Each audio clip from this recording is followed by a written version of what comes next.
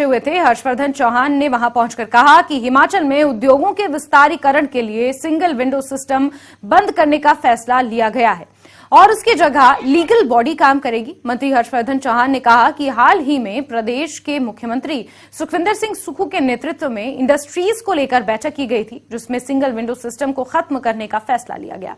उन्होंने कहा कि इसकी जगह लीगल बॉडी बनाई जाएगी जो इंडस्ट्रीज को सभी विभागों से एनओसी लेकर उपलब्ध कराएगी। उद्योग स्थापित करने के लिए केवल आवेदन करना होगा, उसके बाद लीगल बॉडी एनओसी दिलवाने का काम आगे करेगी। साथ ही उन्होंने कहा कि यदि कोई कर्मचारी निर्धारित समय अवधि के भीतर काम करके नहीं देगा तो उसके खिलाफ सख्त कार्रवाई अमल में लाई जाएगी। ये लीगल बॉडी विधानसभा एक्ट के तहत बनाई जाएगी।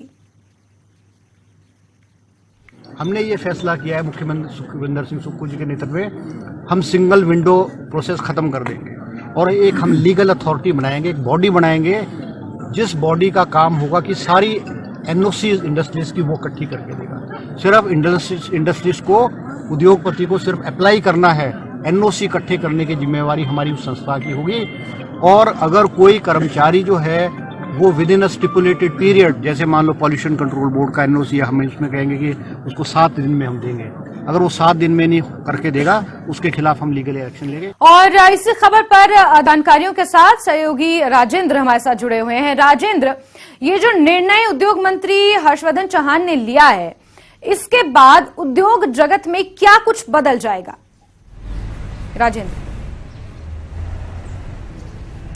जैस्मिन, अभी देखना पड़ेगा कि जब इसकी नोटिफिकेशन होती है जो लीगल अथॉरिटी बनाने की बात हर्षवर्धन चौहान कर रहे हैं और उसमें क्या कुछ चेंजेस करते हैं, क्योंकि इससे पहले जो सिंगल विंडो सिस्टम था ये ईज ऑफ डूइंग बिजनेस को ध्यान में रखकर पूरे देश में ये सिस्टम अप्लाई किया गया था और हर राज्य सरकार का अपना अपना सिंगल विंडो सिस्टम था। यहाँ तक कि केंद्र सरकार का भी अपना सिंगल विंडो सिस्टम है जहाँ पर उद्योगपति अप्लाई करता है, वो अपनी इच्छा जाहिर करता है, ऑनलाइन इसमें एप्लीकेशन सबमिट की जा सकती थी।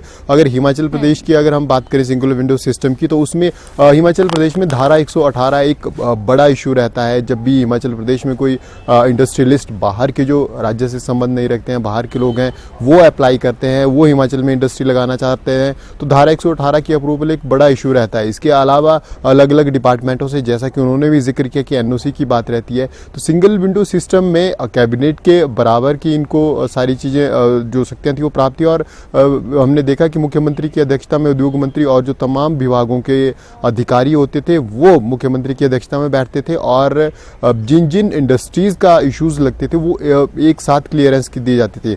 उद्देश्य ईज ऑफ डूइंग बिजनेस ही था, जैसा हर्षवर्धन चौहान जी ने अभी कहा, तो ईज ऑफ डूइंग बिजनेस ही सिंगल विंडो में भी है और ईज ऑफ डूइंग बिजनेस का ही जिस प्रकार से उनकी अभी हमने स्टेटमेंट सुनी तो वो जो प्रारूप लग रहा है वही लग रहा है। अब देखना ये होगा कि कितना परिवर्तन वो लीगल अथॉरिटी जो उन्होंने बात कही उसमें लाते हैं और क्या चेंजेस इन चीज़ों में रहते हैं। लेकिन जो मुख्य उद्देश्य था ये यही था, जब कोई इंडस्ट्रियलिस्ट कहीं भी अप्लाई करता है तो उसको सबसे बड़ी जो दिक्कत आती है वो जो लीगल प्रोसेस होती है और जो तमाम जो कागजी कार्रवाई होती है प्रदेश में इंडस्ट्री लगाने के लिए अलग अलग विभागों से एनओसी लेने के लिए। लैंड बैंक का इशू बड़ा रहता है हिमाचल प्रदेश में, क्योंकि पहाड़ी राज्य है, ज़मीन की इतनी उपलब्धता भी इतनी अधिक नहीं है, तो ऐसे में लैंड बैंक का बड़ा इशू रहता है। इसके अलावा जो अलग अलग अथॉरिटी हैं, अब अगर हम कह सकते हैं कि पंचायत से लेकर प्रदेश सरकार तक अलग अलग स्टेजेस से लेकर जो है तो वो इंडस्ट्रियलिस्ट को गुजरना पड़ता है। तो ऐसे में सिंगल विंडो सिस्टम में एक मैकेनिज्म तैयार किया गया था कि एक ही जगह पर